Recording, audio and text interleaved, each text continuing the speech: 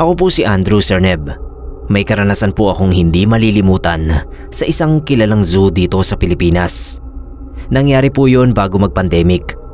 Hiwalay po ako sa asawa, kaya hinihiram ko lang yung anak namin tuwing rest day ko. Pinapasyal ko ang 10 taong gulang naming anak na si Uno. Minsan sa mall, minsan sa park, at isang beses nga sa zoo.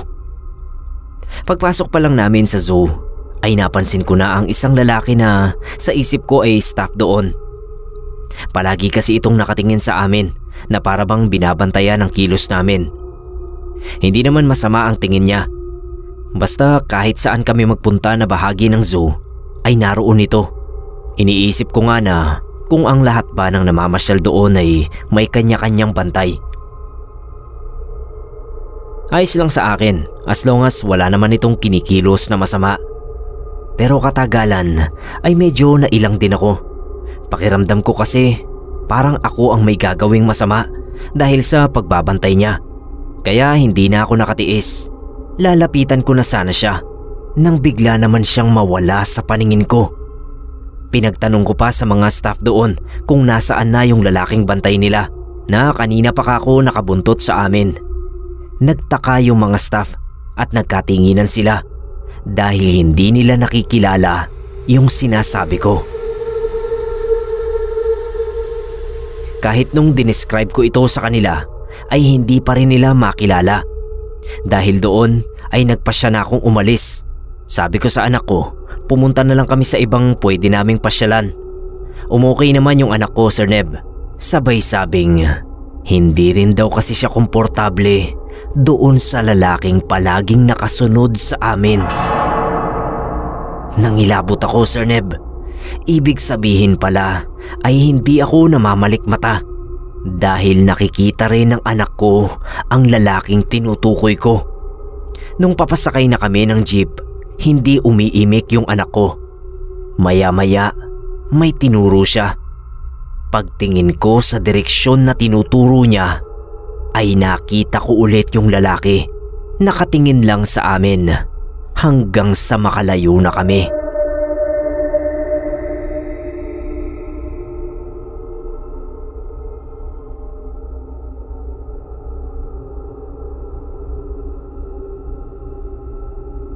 Hello po, Sir Neb. Tawagin niyo na lang po akong Cholo.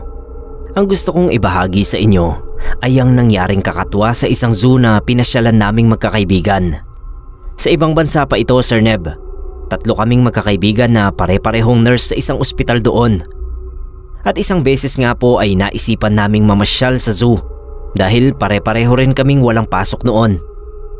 Habang namamasyal kami sa loob at kasalukuyang naaaliw sa mga hayop doon, ay napansin ng kaibigan ko ang mga patak ng dugo sa simento.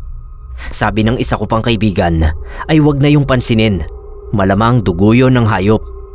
Baka nasugatan at pumatak doon. Pero ako, na-curious ako dahil nakita kong may direksyong pinupuntahan yung patak ng dugo. Kaya naman inaya ko silang tuntunin yon. Kahit ayaw nila ay napilitan silang pagbigyan ako. Natatakot na sila nung medyo napapalayo na kami sa mga tao at mukhang restricted area na ang pinupuntahan namin. Ewan ko, Sir Neb, pero hindi talaga ako mapalagay. Gustong-gusto kong malaman kung saan nanggagaling ang patak ng dugo. Nagpumilit pa rin ako sa mga kaibigan ko na pasukin namin habang wala pang tao doon sa area. Maingat nga kaming pumasok sa parang bodega. Marahan yung bawat kilos namin at angat yung mga paa sa paghakbang. Hanggat may patak ng dugo kaming nakikita, ay patuloy namin yung sinusundan. Habang naglalakad kami, may naririnig na kaming sumisigaw. Tao yung naririnig namin, Sir Neb, at parang pinahihirapan siya. Nararamdaman kong papalapit na kami sa direksyon niya.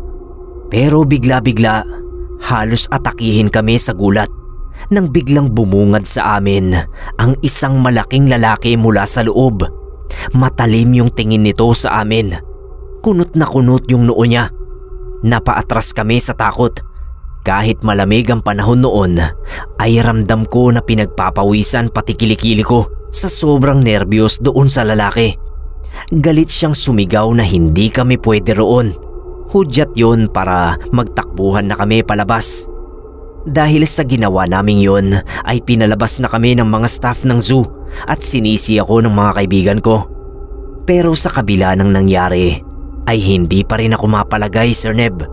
Naglalaro pa rin sa isipan ko kung ano ba talagang pinagmulan ng mga patak ng dugo na yon sa zoo at kung sino yung sumisigaw na lalaki.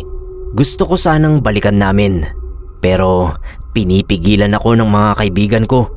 Baka raw sa susunod ay mapahamak na talaga ako. Nakinig naman ako sa kanila. Sa ngayon po ay nandito na ako sa bansa natin. Pero lagi ko pa rin naaalala yung nangyaring yon sa zoo.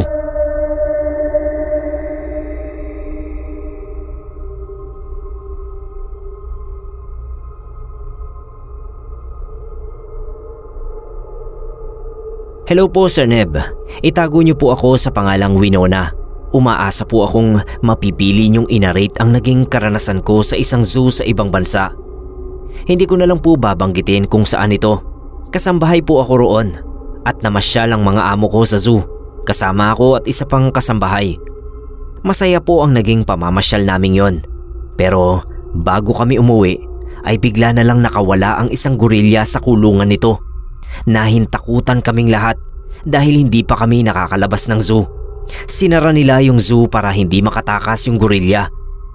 Kaya yung mga tao ay hindi maiwasang hindi magpanik dahil nagwawala yung gorilya. Yung alaga kong bata na nasa 7 taon noon ay sadyang malikot. Parang wala sa loob niya na may nagwawalang gorilya at nanakbo pa ito sa direksyon kung saan naroon yung gorilya. Grabe yung takot ko, lalo na yung mga amo ko. Ako ang pinagtulakan nila para kunin yung alaga ko at ilayo sa gorilya. Nangangatog ako, Sir Neb, dahil nga takot din ako. Pero natigilan ako nung biglang mahinto sa pagwawala yung gorilya na para bang may nakita itong kinatakutan niya mula sa likuran ng alaga ko. Kitang-kita sa kilos ng gorilya yung takot niya. Kaya mabilis itong tumakbo at kusang bumalik sa kulungan niya. Sobrang weird ng pangyayaring yon, Sir Neb.